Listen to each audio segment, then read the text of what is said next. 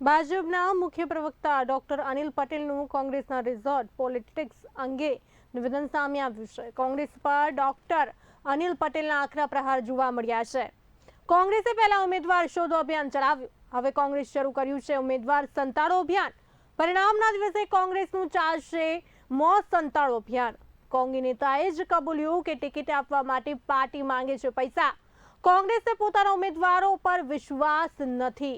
28મીએ કોંગ્રેસને તેમની વાસ્તવિક સ્થિતિની ખબર પડશે તેવું ડોક્ટર અનિલ પટેલ દ્વારા જણાવાશે. કોંગ્રેસ જે અત્યારે રિસોર્ટ પોલિટિક્સ કરી રહી છે, આ એ જ કોંગ્રેસ છે કે જેણે ઉમેદવારી પત્રો ભરાયા એ પહેલાં ઉમેદવાર શોધો અભિયાન ચલાવ્યું અને QR કોડથી ઉમેદવાર શોધવાનો પ્રયત્ન કર્યો હતો.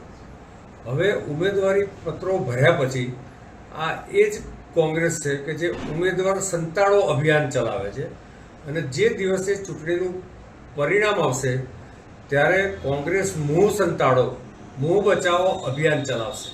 આની પાછળનું કારણ છે કે કોંગ્રેસના વઘઈ અને સુબીર તાલુકાના પ્રમુખે હજુ ગઈકાલે જ કહ્યું છે કે કોંગ્રેસ પોતે ટિકિટો આપવા માટે પૈસા માગે છે, એટલે કે કોંગ્રેસમાં ટિકિટ વેચાય છે.